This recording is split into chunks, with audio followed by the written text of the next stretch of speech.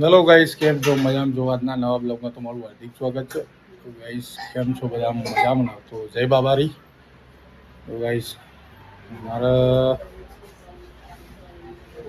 જો અમારા કાનાભાઈ કાના પિચકારી કઈ રીતે બનાવીએ તે બતાવીએ. પેલી ફીઝની બોટલ છે અને એ કઈ પિચકારી બનાવી છે જો અમારા કાના. અને આ આખી પિચકારી એમ પડી રહી છે જો સુરવાળી. નાના પાટેકરનો ડાન્સ કર્યો છે. પીલે પીલે જો એનું કામ જ આખો દાડો આ જ કામ છે એનું. ગાઈસ, આજે પડતર દિવસ હતો એટલે મજા ના આવી. કાલે ધૂળેટી છે. ઈસુબેન અહીંયા કાલે ધૂળેટી છે તો ખરેખર ઈસુબેન હું તો કાળો કલર જ લાવ્યો. આ રંગી નાખે બધી ગાઈસ ચૂલો હોય ને ચૂલો એમાં ઘસી દેવાનું ચૂલો ના મળે ને તો કોયલો લેવાનો એને ટીકી દેવાનું પછી એને કલર બની જાય ને તો પછી લગાઈ દેવાનું. ગાઈસ, હવે આજે પડતર દાડો તો એટલે મજા ના આવી બરોબર.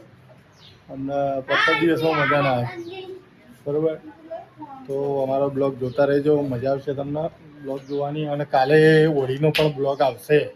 અમે હોળી કેવી રીતે રમીએ છીએ, આ છોકરાઓ કેવી રીતે રમે છે એ તમને બ્લોગ બતાવીશું. શું કેવું છું બેન? આપણે બ્લોગ બતાવો ને.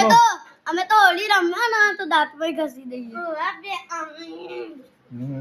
જો આજ પડતર દાડામાં આ લોકો હોળી રમ્યા હતા ને. રમ્યા હા, જો આ લોકો હોળી રમ્યા હતા પડતર દિવસમાં.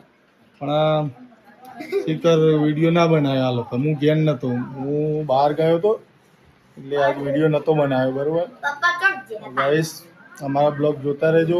આજ થોડું આખા દિવસમાં કામ હતું એટલે નહીં, પણ આજ થોડું ફ્રી પડ્યો એટલે આજ થોડું વિડીયો મેં બનાવી દઈએ. અને ગાઈસને કહી દઈએ કે કાલે મેં શું કરવાના છે.